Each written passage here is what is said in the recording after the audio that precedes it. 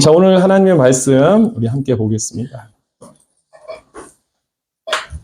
자, 마태복음 6장 13절 말씀 지난주에 이어서 오늘 같은 본문으로 악에서 승리하는 공동체라는 제목인데요. 우리 같이 함께 한 번 더 우리 말씀을 읽도록 하겠습니다. 함께 읽습니다. 시작.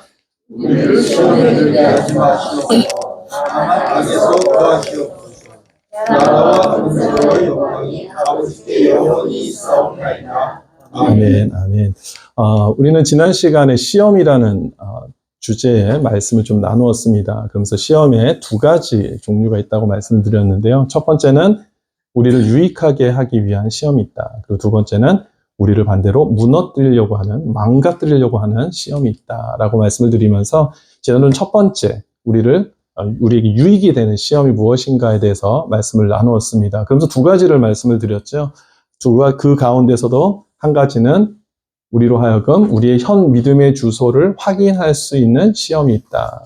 그리고 두 번째는 우리를 연단시키셔서 우리를 더욱더 정금과 같이 하기 위한 시험이 있다. 그리고 이 모든 시험의 주체는 하나님이시다라는 것에 대해서 말씀을 나누었습니다. 자, 따라서 이 시험을 당할 때 우리는 어떤 모습으로 살아야 된다고 말씀을 드렸습니까? 담대함으로, 기쁨으로, 또 감사함으로 하나님께 찬양 올려드리며 살아가야 된다는 것에 대해서 우리 지난 시간에 말씀을 드렸죠. 왜냐하면 이것을 기뻐할 수 있는 이유는 결과적으로는 이 시험을 통해서 우리가 유익하게 되기 때문에 그것을 우리가 믿음으로 바라볼 수 있어야 된다라고 말씀을 드렸습니다. 오늘은 이제 두 번째 종류의 시험입니다. 우리를 무너뜨리는 시험이 과연 어떤 시험인가? 우리가 영어로 표현한다면 조금 더 쉽게 이해할 수 있는 시험인데 템테이션에 대한 부분입니다. 오늘도 마찬가지로 이 시험이 누구에게서 오는 것이고 또 이 시험의 분명한 목적은 무엇이고 그리고 이 시험에서 우리는 그럼 어떻게 승리할 수 있는가 이렇게 세 가지로 크게 나누어서 오늘 말씀을 좀 나누려고 합니다. 먼저 여러분들에게 한번 여쭤볼게요. 여러분들을 시험 들게 하는 대상이 있죠. 여러분들을 시험 들게 하는 대상이 누굽니까? 객관식으로 1번 남편, 2번 자녀, 3번 친구 누가 있습니까? 아내. 제가 이렇게 돼서 부부싸움을 할까봐 제가 4번에 안 넣습니다. 4번에 두면 4번이라고 하실 분들이 계셔서 4번은 목사 뭐 이렇게 우리는 우리를 좀 시험 들게 하는 대상이 분명히 사실 있어요. 그렇죠? 그런데 사실 성경에서는 그 대상을 인간이라고 얘기하지 않습니다. 우리를 시험에 들게 해서 우리를 무너뜨리려고 하는 그 대상은 우리 사람이라고 얘기하지 않고 에베소서 6장 12절 말씀을 보니까 우리의 씨름은 혈과 육을 상대하는 것이 아니요 통치자들과 권세들과 이 어둠의 세상 주관자들과 하늘에 있는 악의 영들이라고 이야기를 하고 있습니다. 그러니까 악한 세력이 있는데 그것은 사람이 아니라 영적인 부분이다. 악한 영들이 있다라고 얘기를 합니다. 그래서 베드로 사도도 이런 얘기를 하죠. 근신하라 깨어라 너희 대적 마귀가 우는 사자같이 두루 다니며 삼킬 자를 찾는다. 그러니까 결국은 마귀 사탄이 우리를 시험에 들게 하여서 우리를 무너뜨리고 우리를 깨뜨리는 그런 존재라는 것을 성경이 이야기하고 있습니다. 우리를 시험에 걸리게 해서 넘어뜨리는 존재는 사실 인간이 아니에요. 우리 남편이나 아내나 자녀나 뭐 친구나 목사나 교회 안에 성도들이 사실 아니라 사실은 마귀입니다. 마귀가 그 사람들을 사용하기도 하고 또는 여러분들의 감정을 사용하여서 우리를 넘어뜨린다는 사실을 먼저 기억을 해야 됩니다. 우리의 마음, 감정, 생각 이런 것들을 사탄이 너무나 가지고 장난질을 잘하는 거죠. 우리 약점을 알기 때문에. 감정이 연약한 사람은 그 감정을 파고들어서 무너뜨리게 하고 생각 깊은 사람은 그 생각 속에 들어가서 우리를 무너뜨리게 하는 그런 부분들이 있다라는 겁니다. 그렇다면 두 번째 질문이 있죠. 그렇다면 이 시험을 통해서 사탄이 노리는 궁극적인 목적은 무엇인가? 아까도 말씀드린 대로 우리를 무너뜨리는 것이라고 말씀드렸어요. 망가뜨리는 것이라고 말씀드렸습니다. 그러면 도대체 우리가 하나님의 자녀된 저와 여러분들이 무너지고 망가뜨리게 되는 모습은 어떤 모습일까요? 어떤 모습일까요? 구약성경 예레미야서 2장 19절 말씀을 한번 찾아보실래요? 예레미야서 2장 19절.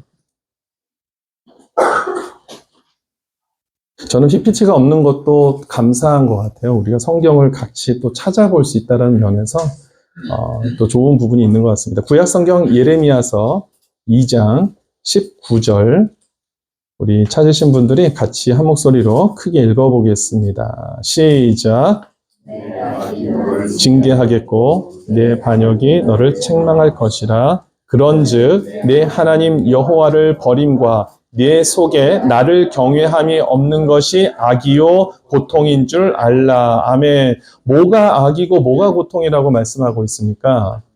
내 하나님 여호와를 버림과 내 속에 나를 경외함이 없는 것이 악이다. 결국은 하나님을 떠나 살게 만드는 모든 부분들이 사실 악이고 우리를 망가뜨리는 것이고 우리를 무너뜨리는 것이라고 성경은 이야기를 합니다. 세상적으로 말하는 어떤 범죄의 어떤 모습들이 아니라 하나님을 떠나 있는 모든 상태를 성경은 악이다. 하나님은 그것을 악으로 정의하고 있습니다. 사탄이 바로 이것을 노리는 거예요. 하나님을 떠나 살게 만들게 하는 것. 하나님을 경외하지 않게 만드는 것. 우리로 하여금 하나님을 온전히 신뢰하지 못하게 만드는 게 궁극적으로 사탄이 우리를 시험하는 목적이라는 것입니다. 여기서 우리가 오해하지 말아야 될 부분이 하나 있는데요. 그렇다면 이 시험은 항상 우리에게 불행한 모습으로 찾아오느냐? 전혀 그렇지 않습니다. 사탄이 우리를 시험할 때는요, 꼭 불행한 모습으로 찾아오지 않아요. 우리가 더 잘 되는 모습으로도 시험합니다. 무슨 말인가? 우리가 세상적으로 많이 성공해요. 출세합니다. 막 모든 것들이 잘 됩니다. 돈도 잘 법니다. 세상적으로 지위도 점점 높아갑니다. 출세합니다. 승진합니다. 그런데 너무 바빠요. 그래서 예전보다 하나님을 찾는 시간이 줄어드는 거예요. 하나님을 예전에는 막 열심으로 뜨겁게 찾다가도 기도하다가도 어느 순간 내 인생이 잘 되면 하나님께 기도하는 시간을 잊어버리고 사는 거예요. 예전에는 정말 하나님을 예배할 수 있는 자리면 어디든지 막 뛰겨 들어가면서라도 예배 드리려고 했는데 어느 순간부터 하나님 예배하는 것들이 별로 흥미가 없어요. 시간이 바쁘다는 이유로도 참석하지 않고 뭔가 시간적으로 내가 좀 더 이 시간보다 더 효율적으로 사용할 수 있는 것들이 눈에 보이면서 하나님을 예배하는 일들을 소홀히 여기게 되는 모습들이 있습니다. 그게 사탄이 우리를 공격하는 방법이라는 겁니다. 마치 우리로 하여금 내가 잘 살고 있는데 뭐가 걱정이야 라고 생각하게 여기면서 하나님을 찾지 않게 만드는 것이 사탄이 우리를 시험하는 방법이라는 것입니다. 하나님보다 세상의 많은 것들에 관심을 쏟게 하는 것, 이것이 사탄의 방법이라는 것입니다. 사탄은 우리로 하여금 많은 생각과 감정들을 통해서 반드시 역사하게 되어 있습니다. 따라서 우리가 여기에서 항상 중요하게 여겨야 될 것은 내가 목표하고 계획한 것들이 잘 된다 그래서 그것이 성공이 아니라는 겁니다. 내 성공은 뭐냐? 하나님 백성들의 성공은 뭐냐? 내가 더 하나님을 잘 찾고 있다면, 더 하나님께 예배하는 일을 더 힘쓴다면, 내가 하나님 예배하는 일이 너무나 기쁘다면 여러분 지금 성공하신 거예요. 근데 그것이 자꾸 잊혀져 가고 있고 그것을 잃어버리고 있다면 여러분 우리 인생의 지금 성공이 아니라 오히려 멸망의 길로 가고 있다는 사실을 잊지 마셔야 됩니다. 사탄이 우리를 넘어뜨리고 무너뜨리는 궁극적인 목적은 하나님을 떠나 살아도 전혀 아무렇지도 않게 만드는 것. 그것이 사탄의 공격의 목적입니다. 그럼 마지막 질문이었죠. 과연 그러면 이 시험에서 우리는 어떻게 승리할 수 있는가? 여러분 제가 지금 세대가 다 달라서 대학을 진학할 때 시험 보는 호칭이 좀 다 달라요. 그렇죠? 저희 때는 학력고사라고 이렇게 불렀어요. 학력고사. 혹시 학력고사 세대 있으세요? 학력고사? 저만 한국에서 학력고사. 예비고사였었어요? 예비고사? 그전엔 예비고사. 이후에는 수능이죠. 최원자매가 수능인가요? 네, 그럼 예비고사. 저 학력고사, 예비고사. 그전엔 뭐죠? 과거 시험. 과거. 여기 과거 시험 있으세요? 없으세요? 예. 과거. 그렇죠. 자, 좋습니다. 감사합니다. 그런 시절이 있었네요, 정말. 예. 우리가 학창 시절에 제가 학력고사를 준비하면서 선생님들이 그런 얘기를 많이 했어요. 무슨 얘기를 했냐면, 시험 잘 보려면은 얘들 지금까지 나왔던 기출 문제들, 학력고사에 나왔던 기출문제들을 많이 풀어봐야 돼 라고 이렇게 제안을 해줬습니다. 우리 예비고사 때도 그러셨어요? 네. 수능 때도 그랬어요? 과거 시험은 어떻게 되는지. 기출문제집을 해서 많이 서점에서 팔았고요, 실질적으로. 근데 뭐 이런 대학을 위한 시험이 아니더라도 일반 전문직에 봉사하는 분들, 라이센스를 따려고 준비하는 분들도 사실은 기출문제집을 갖고 공부하시잖아요. 그죠? 예, 그래서 많이 그거를 보고 또 연습하고 훈련해서 대체적으로 어떤 문제들이 나올지를 알 수가 있으면 훨씬 더 시험을 잘 볼 수가 있겠죠. 사실 우리 이것을 신앙으로 따져봐도 마찬가지입니다. 우리가 사탄의 시험을 우리가 당하게 되는데 우리도 이 기출문제를 알면 시험을 당할 때 우리가 충분히 그것을 준비하고 있다가 그 시험에 맞서 싸울 수 있어 승리할 수 있다는 것이죠. 그럼 기출문제가 어디에 있느냐? 기출문제집이 어디 있겠습니까? 성경에 있어요. 특별히 성경 어디에 있느냐 하면 마태복음 4장을 한번 보겠습니다. 4장 1절을 한번 보시겠습니까? 4장을 한번 펴놓고 계세요. 보세요. 오늘 좀 4장의 말씀을 좀 자주 아마 읽게 될 텐데 마태복음 4장 1절 우리 같이 한번 읽어보겠습니다. 시작.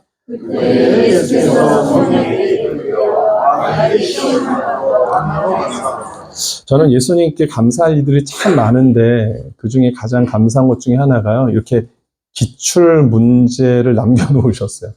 예수님께서 먼저 시험을 당하심으로 그 내용을 성경에 기록할 수 있게 해주셨어요. 그래서 그것으로 하여금 우리가 훗날 이 시대에 살아가고는 저와 여러분들에게 시험은 이런 거야. 사탄이 주는 시험은 이런 거고 내가 이것을 해보니까 이런 식으로 이기니까 가능하게 되었어 라는 것을 우리에게 알려주신 거예요. 그래서 마태복음 4장은 우리로 하여금 이 시험을, 마귀의 시험을 잘 이길 수 있도록 해주는 그런 기출문제집이다. 그래서 우리는 이것을 잘 묵상하고 예습, 복습하면 우리가 되는 것이다. 맞습니까?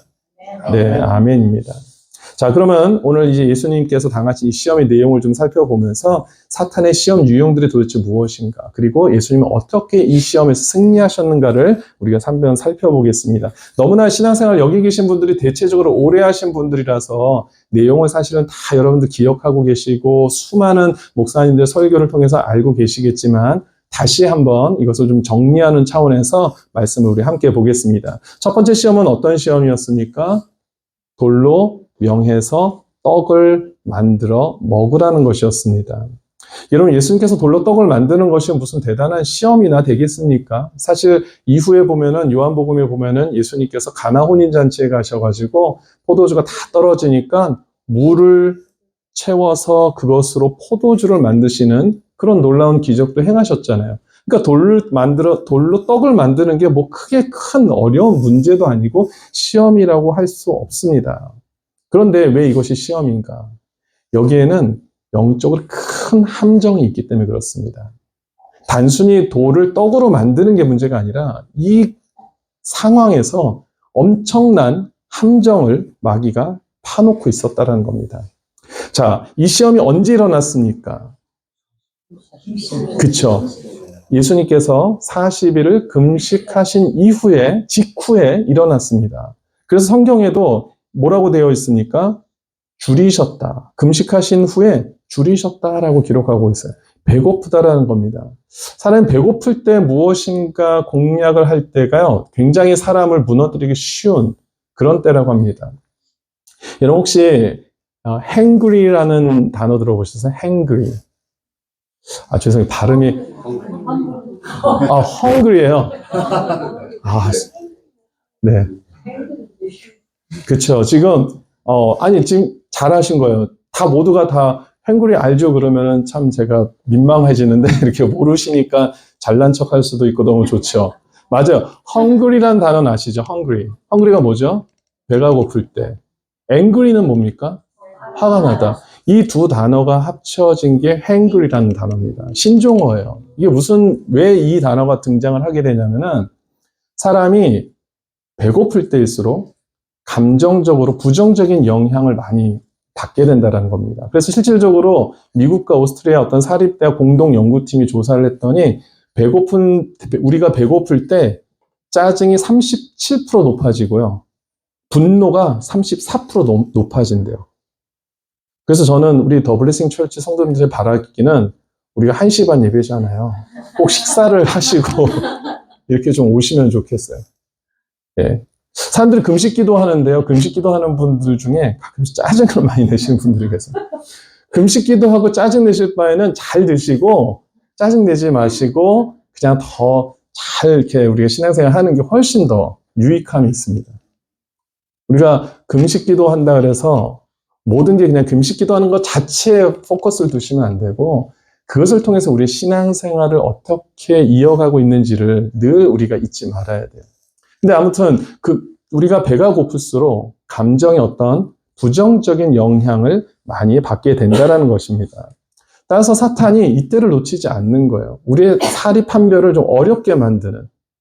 그러면서 얼마나 좋습니까? 배가 고픈데 사탄이 싹 와가지고 얼마나 다정다감하게 얘기했겠어요. 사실은 금식하느라고 수고했다. 등 툭툭 두들겨주면서 차라리 이때 좀 뭘 좀 먹어야 되지 않아? 돌을 좀 만들어서 너 능력 있잖아. 돌을 좀 만들어서 떡을 좀 먹어봐. 나는 만들 능력은 없지만 너는 할 수 있잖아. 좀 먹어봐. 얼마나 좀 위로가 되겠습니까? 얼마나 그런 친구 딱 옆에 와가지고 그럴 수 있잖아요. 근데 그것을 감언이설이라는 것이죠.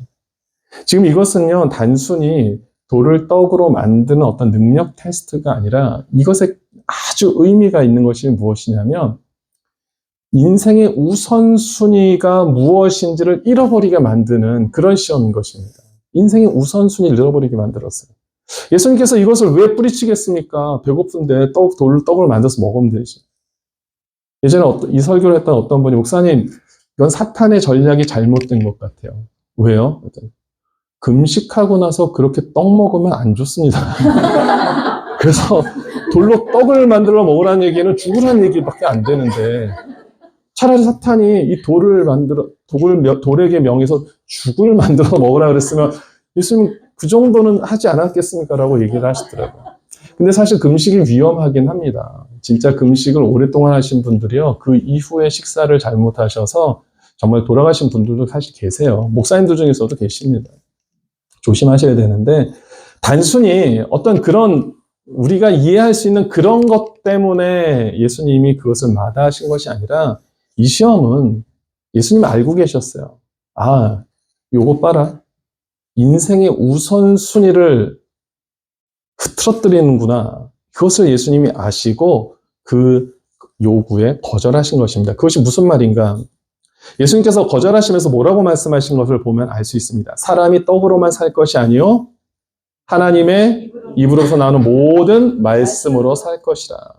예수님께서 떡을 먹는 것을 부정하게 여기는 것이 아니라 떡으로만 살 수 있다라고만 생각하게 만드는 것들에 대해서 주님이 지적을 하고 계신 것이죠.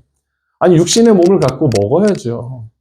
그런데 먹지 말라는 것이 아닙니다. 그런데 떡으로만 내가 육신만 채워지면 모든 것이 다 될 수 있을 거라고 하는 그 생각을 주입하는 그 마귀의 전략을 주님은 아시고 그것을 거부하셨다는 것입니다. 마치 먹고 사는 것이 우리 인생의 가장 큰 문제인 것처럼 여기게 만드는 것을 예수님이 알아차리시고 그것을 완전히 부정하신 것을 보게 됩니다.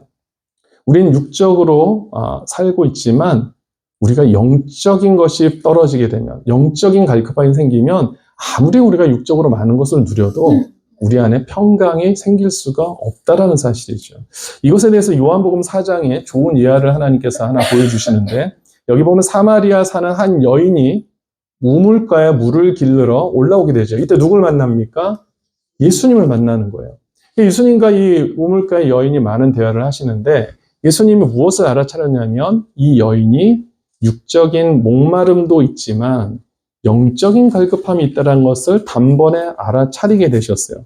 그래서 요한복음 4장 13절과 14절에 보면은 이렇게 말씀하십니다. 이 물을 마시는 자마다 다시 목마르려니와 내가 주는 물을 마시는 자는 영원히 목마르지 아니하리니. 아멘. 예수님께서 그 여인이 육적인 목마름이 있다는 건 아셨지만 더 중요한 것이 영적인 갈급함이 있다는 것을 너무나 잘 아셨어요. 목마름이 있다는 것을 너무나 잘 아셨어요. 그래서 자신이 누구이고 자신을 통하여서 이 목마름이 어떻게 해결될 수 있다는 것을 알려주시니까 이 여인이 그것을 깨닫고 나서 어떻게 합니까? 완전히 변화된 모습을 보입니다. 어떤 모습을 보이냐면 이 여인이 물을 길르러 오려면 뭘 갖고 와야 되겠죠? 당연히 물동이를 가지고 와야겠죠. 그런데 예수님을 만나고 그 대화를 통하여서 영적인 갈급함이 해결되고 나니까 그가 물덩이를 버려두고 동네로 들어가서 사람들에게 예수님을 증거했다고 기록하고 있습니다. 할렐루야. 여러분, 저와 여러분들이 바로 이러한 삶을 살기를 주님이 원하시는 거예요. 육신인데 어떻게 목마르지 않을 수 있습니까? 저도 지금 물 한 모금 마시고 지금 하려고. 아이고, 죄송합니다. 저도 목마릅니다. 근데 목마름보다, 육신의 목마름보다, 갈급함보다 영적인 갈급함, 목마름 해결되지 않으면 도무지 우리는 살 수 없는 인생이라는 것을 주님이 알려주시는 거예요. 그랬더니 물을 길러 왔던 그녀의 목적이 바뀌어버리죠. 인생의 우선순위, 인생의 목적이 바뀌어버리죠. 목마른 것도 잊어버리고 그 예수 그리스도를 전하는 일에 완전히 매진하는 것을 보게 되지 않습니까? 물론 그 여인이 그렇다면 평생토록 물을 마시지 않아도 되느냐? 그건 아닙니다. 그건 아니지만 그걸 통해서 우리는 무엇을 깨달을 수 있느냐? 우리 인생의 목적, 인생의 우선순위를 뭔지를 알고 살아간다면 우리는 세상의 다른 것에 미련을 두지 않을 수 있다는 것입니다. 영원한 것을 우리가 위해서 살아가는 자임을 오늘 말씀을 통해서 우리는 다시 한번 발견할 수 있는 것이죠. 그러고 나서 예수님께서 사마리아 여인과 대화를 하고 나서 그때 또 어떤 일이 생기냐면은 제자들이 찾아온 겁니다. 예수님의 제자들이 사마리아 여인과 대화를 하는 중엔 어디 있었습니까? 음식을 사러 다 나가버린 거예요. 그랬다가 마침 딱 그 대화가 끝나니까 제자들이 돌아왔어요. 그러면서 음식을 사갖고 와서 음식을 잘 준비해가지고 장만해가지고 예수님께 초청한 거예요. 예수님, 라피어, 이것을 잡수십시오라고 제안을 하죠. 그때 예수님께서 뭐라고 얘기를 하시냐면 내게는 너희가 알지 못하는 먹을 양식이 있느니라 라는 말씀을 하시는 거예요. 야, 제자들이 깜짝 놀라는 겁니다. 야, 우리 다 같이 지금 먹을 거 사러 갔잖아. 근데 예수님은 지금 뭘 드셨다라는 거야? 너희들 중에 누가 예수님께 먹을 거 준 사람 있어? 아무도 없어. 근데 예수님이 지금 뭐라고 말씀하시는 거야? 근데 자기에게 먹을 양식이 있다라는 거야. 무슨 말이지? 예수님께서 그 이후에 이렇게 말씀하십니다. 나의 양식은 나를 보내신 이의 뜻을 행하며 그의 일을 온전히 이루는 것이니라. 많은 세상 사람들이 먹고 사는 문제로 자신의 모든 인생을 걸고 있을 때 주님은 무엇에 인생을 걸었다는 뜻입니까? 나를 보내신 하나님의 뜻을 행하는 것, 그의 일을 온전히 이루는 것에 예수님은 내 모든 것을 걸었다라는 것을 지금 말씀하고 계시는 것이죠. 이것처럼 인간은 영의 양식인 하나님의 말씀이 채워지는 것이 가장 중요하다. 그리고 그것을 우리 인생의 가장 중요한 목적으로 삼아야 된다는 것을 주님이 보여주시는 거예요. 저는 우리 더 블레싱 철치의 모든 성도님들이 바로 이 사실을 분명히 깨달으며 날마다 살아갈 수 있게 되기를 주님 이름으로 축원드립니다. 두 번째 시험은 이것입니다. 무슨 시험이었죠? 사탄이 예수님을 성전으로 데리고 가서 꼭대기에 올려다 놓고는 뭐라고 얘기합니까? 뛰어내려 보라는 겁니다. 그러면 주의 사자들이 당신을 다 붙들어서 발끝 하나, 털끝 하나 상처나지 않고 착륙할 수 있게 될 것이 아니겠냐라고 얘기를 합니다. 참 사탄은 지금 예수님께 어떤 테스트를 하고 있습니까? 세상의 영웅이 될 수 있는 그 시간을 지금 보여주고 있는 거예요. 여러분, 성전에서 딱 떨어졌는데 천사들이 딱 달려붙어서 안전하게 착지하면 얼마나 세상의 영웅이 되겠습니까? 그렇죠? 어떻게 보면은 고마운 일이죠. 나를 세상의 영웅으로 보여줄 수 있게 하는 사탄이 고마울 수도 있는 것 아닙니까? 여러분, 만약에 사탄이라고 이렇게 드러내지 않고 누군가가 여러분 세상의 영웅으로 만들어준다 그런다면 여러분 그 사람에게 얼마나 감사하겠습니까? 그렇죠? 그럴 수 있다고요. 지금 여러분들은 대답을 안 하셔서 그렇지만 마음속으로는 그럴 수만 있다면 목사님 전 뭐든지 할 수 있겠습니다 라고 할 수 있는 분이 왜 없겠습니까? 세상에 진짜 많은 사람들이요 자신의 영혼을 팔아가면서까지 사탄교에 자신의 영혼을 팔아가면서까지 자신이 출세하고 성공하기를 원하는 사람들이 너무나 많이 있는 거 여러분 아세요? 자신의 영혼을 다 팔아버려서라도 내가 더 출세하기를 원하는 게 지금 세상에 얼마나 그런 많은 사람들이 도처에 있는지 모릅니다. 예수님께로도 이게 굉장히 매력적인 제안으로 들릴 수 있죠. 야, 그래. 이 땅 가운데 내가 좀 영웅으로 살아보자. 난세의 영웅이 나타난다 하는데 이때 내가 진짜 영웅의 모습으로 나타나서 세상을 좀 다스리고 내가 왕으로 군림해보자 이런 마음이 생길 수 있지 않겠습니까? 사람인데. 근데 예수님이 그것을 물리치셨어요. 왜 그랬을까요? 이 땅에 예수님이 오신 목적이 아니라는 것을 예수님이 너무나 잘 알고 있었기 때문에. 예수님이 이 땅에 오신 목적이 무엇입니까? 마가복음 10장 45절에 분명히 말씀합니다. 인자가 온 것은 섬김을 받으러 온 것이 아니고 도리어 섬기려 하고 자기의 목숨을 많은 사람의 대속물로 주려 함이니라. 아멘. 많은 사람들에게 영광을 받기 위해서, 많은 사람들에게 칭송을 받기 위해서, 많은 사람들에게 인기를 누리기 위해서 오신 것이 아니고 많은 사람들을 위해서 자신이 십자가에 달려 죽기 위해서 이 땅에 오셨다는 사실을 예수님은 너무나 잘 기억하고 있었어요.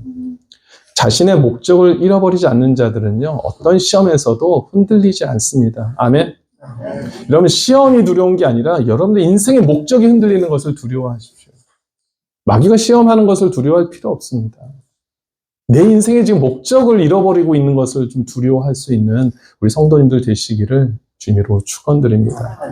예수님은 이런 시간을 원치 않으셨어요. 사람들이 자신을 막 추앙하는 자리를 원치 않으셨어요. 그것을 언제 할 수 있느냐면 예수님께서 오병이어 기적을 행하시고 많은 사람들이 얼마나 예수님 곁으로 오기를 원했겠습니까? 야, 이런 분 정도의 사람이라면 우리가 정말 우리의 임금으로 모실 수 있겠다. 이런 마음들이 왜 없겠습니까?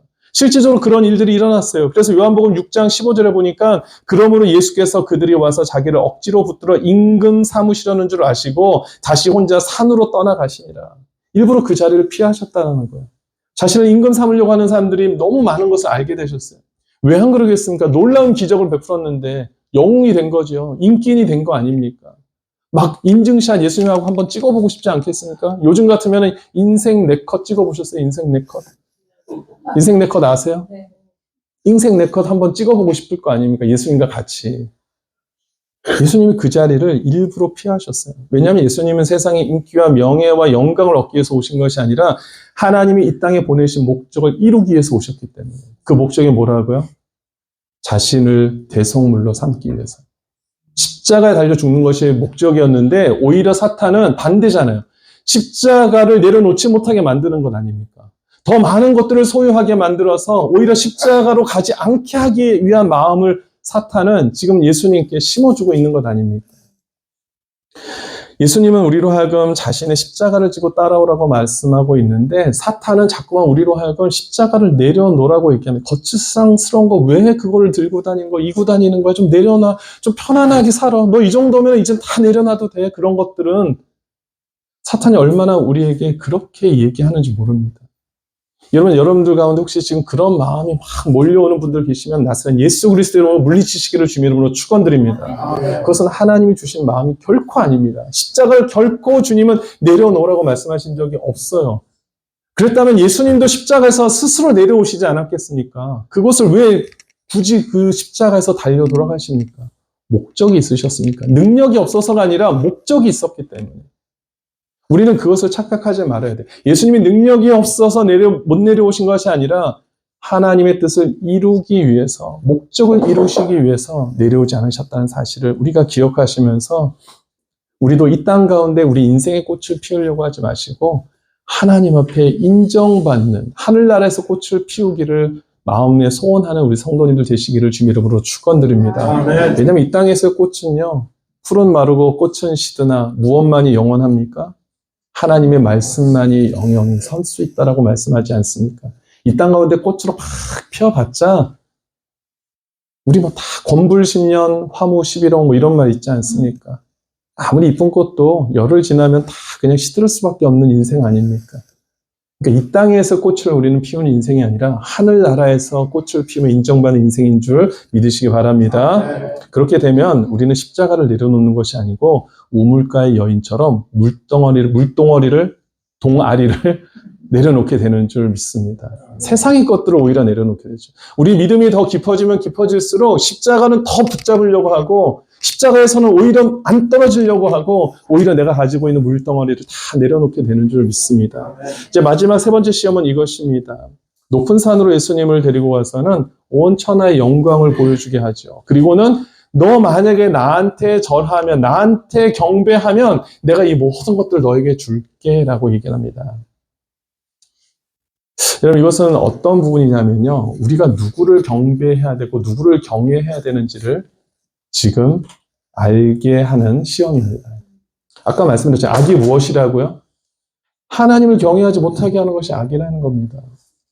당장 눈에 보이는 거 얼마나 화려합니까? 근데 사탄에게 절만 하면 이것을 다 준다고 하니 절 한번 깜빡 그냥 눈 깜짝하고 절하면 되는 것인데 예수님이 그렇게 하지 않습니다. 명심보감 아시죠? 명심보감에 보니까 이런 말이 있습니다. 충신은 불사이군하고 열련은 불경이분이라. 각종 설교할 때 이런 거 얘기하면은 제가 막 뿌듯해요. 충신은 불사이군하고 열련은 불경이분이라. 아마 여러분 많이 들어보신 얘기일 겁니다. 충신은 두 임금을 섬기지 않는다. 그렇죠? 그리고 열련은 두 남편을 섬기지 않는다. 우리 박진혁 소령님 계시는데 우리 군인은 뭐 없죠. 군인은 그냥 한 나라를 섬기는 것, 국가에 충성하는 거 아닙니까? 그죠? 대한민국을 위해서 충성하는 거잖아요. 그죠? 예. 충신은 두 임금을 섬기지 않는다. 우리 대한민국을 위해서 정말 이제 3월 이후에 이제 4월부터 한국 가시면은 우리 대한민국을 꼭 위해서 최선을 다해 주시기 바랍니다. 충신은 불사이군한다. 예. 두 임금을 섬기지 않는다. 멋진 말이잖아요. 그런데 왜 이 말이 나왔겠습니까? 그렇지 않은 사람들이 생각보다 많다라는 겁니다. 우리 박진영 소령하고 얼마 전에 식사하면서 그런 얘기를 했는데, 지금 굉장히 중요한 지금 보직을 갖고 계신 거예요. 뭐, 이렇게 지금 공군으로서 이 안테나, 레이저라는, 뭐라 그래야 되죠? 레이저가 아니라 레이더. 레이저를 개발하는 줄 알고. 레이더를 통해서 이 적군기가 뭐 뜨고 내리고 또 우리의 민간 또 항공기 또 우리 국적의 비행기들이 뜨고 내리는 것들을 다 감찰하는 어떤 그런 기계들을 더 개발하고 또 관리하는 그런 시스템을 한다고 하는데 이게 뉴스들을 보면 종종 국가 기밀을 빼돌리는 그런 아주 스파이 이 매국노들이 많이 있지 않습니까? 그죠? 네. 보면은 뭐 국가의 중요한 기술, 국방부에 관련된 기술, 아니면 그냥 일반 회사에서도 중요한 기술들을 막 다른 나라에 팔아버리는 사람들이 있단 말이죠. 그런 모습들이 우리 신앙 안에도 있을 수 있다라는 겁니다. 하나님만을 경배해야 되는데 그렇지 않을 수 있는 일들이 너무나 많다라는 겁니다. 내가 잠시 하나님을 좀 떠나 있으면 유익이 될 수 있는 일들이 많을 수 있지 않습니까? 저는 비즈니스를 하지 않아서 잘 모르지만 비즈니스 하시는 분들 보면 대단하신 것 같아요. 얘기 들어보면 정말 내가 눈 깜빡만 하고 그냥 모른 척하면 정말 거액의 많은 그런 물질들이 들어올 수 있는 그런 거래들이 조항들이 많이 있었다고 막 그런 얘기들을 하시더라고요. 그런데 정말 그 기로에서 기도하면서 하나님 주신 마음에서 그걸 거부했을 때 참 그것은 보통 믿음의 결단이 아닐 거라고 생각합니다. 왜냐하면 우리 마음이 그렇잖아요. 그것까지 한번 눈 깜빡하고 하나님 죄송해요 하고 그냥 해버리면은 내가 정말 그 당시는 좋은 것들을 누릴 수 있는데 그러지 못하고 끝까지 믿음을 지킨 자들 결국은 하나님께서 책임져 주실 줄 믿습니다. 여러분 공짜라면 무엇이라도 마신다고요? 양잿물을 마신다. 근데 양잿물은 어떤 물입니까? 예? 독약 같은 거래요. 이게 수산화 나트륨 그런 성분이 많아서 이게 서양의 어떤 잿물이라는 표현에서 그렇게 됐다고 하는데 그걸 마시게 되면 결국은 독극물이 돼서 우리를 다 죽여버린다는 겁니다. 근데 처음엔 그것이 대단한 것처럼 보여서 마시지만 결국 우리를 죽이는 것처럼 우리가 하나님을 경배하지 않고 잠시 하나님을 외면하고 하나님을 잠깐만 우리가 안대를 가려서 안 봐서 더 많은 것들을 누리는 것이 정말 좋은 것처럼 보이지만 결국은 그것이 우리로 하여금 멸망의 길로 인도한다는 사실을 꼭 기억하실 수 있게 되기를 바랍니다. 이제 말씀을 정리합니다. 지금까지 우리 사탄의 시험 기출문제도 살펴봤고 또 본고사에서 그러면 승리하기 위해서 우리가 어떤 삶을 살아야 되는지를 우리가 확인했는데 이것을 총 한 구절로 딱 설명을 드린다면 로마서 12장 21절에 나와 있습니다. 악에게 지지 말고 선으로 악을 이기라. 무엇으로 악을 이기라고요? 선으로 악을 이기라는 겁니다. 그것은 결국은 하나님의 말씀으로만 예수님도 사탄을 시험을 물리실 때 말씀으로 승리하지 않았습니까? 말씀을 붙잡는다는 것이죠. 선은 우리의 인간의 선이 아니에요. 우리의 선한 행동을 얘기하는 것이 아니라 하나님만 붙잡겠다라는 거예요. 하나님 말씀만 붙잡겠다라는 겁니다. 하나님의 뜻만 구하겠다라는 것이죠. 그러면 악에게 승리할 수 있다라는 것입니다. 하나님과 꼭 붙들어 있겠다라는 겁니다. 찰가머리처럼. 언제가 제가 말씀드렸죠. 뛰는 놈 위에 나는 놈, 나는 놈 위에 붙어가는 놈. 붙어가는 놈을 이길 재간이 없다라는 거예요. 그럼 이기는 겁니다. 하나님께 붙어가면 이기는 거예요.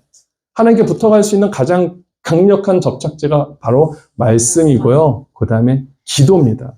예수님께서 말씀하셨잖아요. 시험에 들지 않게 깨어 있어 기도하라. 기도하라는 겁니다. 그러면 시험에서 우리가 승리할 수 있다는 겁니다. 이런 말씀을 마무리하면서 우리는 그런 생각할 수 있습니다. 사탄으로부터 시험을 당하면 내가 정말 영적으로 문제가 있나 낙심하고 나는 왜 이 모양이지 늘 이렇게 시험에 잠깐 걸리지 라고 생각할 수 있죠. 근데 너무 그렇게 낙심하지 마십시오. 사탄의 시험은 꼭 우리가 영적으로 문제가 있을 때만 오는 것이 아닙니다. 예수님이 그렇잖아요. 예수님 지금 영적인 문제가 있어서 사탄에게 시험을 받으셨습니까? 아니잖아요. 예수님은 40일 동안 금식 기도까지 하신 분이라고요. 영적으로 가장 충만한 그런 상태에 있으셨지만 사탄은요, 원래 물불을 가리지 않습니다. 사탄의 성격에 물불을 가리지 않아요. 그래서 여러분들이 사탄으로부터 시험을 당할 때, 영적인 공격을 받을 때, 내가 문제가 있구나. 아니요, 천만에 만만해. 문제가 있을 수도 있죠. 하지만 그렇지 않은 경우라도 사탄은 공격을 한다는 겁니다. 어느 성도가 목사님께 물어봤어요. 목사님, 제가 최근에는 사탄의 공격을 받은 적도 없고 사탄을 경험한 적이 없습니다. 저가 정말 신앙생활 잘하고 있는 거가 맞죠? 라고 했더니 목사님이 뭐라고 말씀하시냐면 그것은 성도님이 어쩌면 사탄과 같은 방향으로 가고 있기 때문에 사탄을 만나지 않을 수도 있습니다. 여러분 그렇잖아요. 같은 방향으로 가면 만날 일이 없어요. 근데 다른 방향으로 가면 늘 사탄을 만나는 거예요. 자꾸 공격을 당하는 겁니다. 왜냐하면 사탄이 물불을 가리잖아요. 얼마나 끈질기다고요. 포기하지 않습니다. 그래서 우리가 사탄의 시험을 당할 때 낙심할 것이 아니고 아까 같이 말씀드린 대로 내가 하나님께 붙어 있느냐, 내 인생의 목적을 분명히 알고 살아가고 있느냐, 이것을 보시면 됩니다. 내 마음에 주님을 모시고 살고 있는가, 내 마음에 주님을 정말 뜻을 따르고 살고 있는가, 이것을 보며 반드시 승리하는 우리 성도님들 되시기를 주님의 이름으로 축원드립니다. 아멘. 우리 시간의 말씀을 기억하면서 우리 찬양 하겠는데요. 일단 눈을 한번 조용히 감으시고 우리 오랜만에 또 우리 최원자매 오셔서 같이 찬양 좀 해주실 때 여러분 한번 스스로에게 질문해봤으면 좋겠습니다. 여러분의 마음에 정말 주님을 모시고 있는가? 정말 주님과 딱 붙어 살고 계시는가? 사탄의 시험은 모두에게 다 옵니다. 그래서 두려워하지 마시고 내가 정말 주님에 붙어 살고 있는가? 주님께서 나에게 맡겨주신 목적을 잘 이루어가고 있는가? 우리가 한번 살펴보았으면 좋겠습니다. 스스로에게 질문하시고 또 주님 앞에 한번 기도로 나아가는 시간, 이 시간 갖도록 하겠습니다.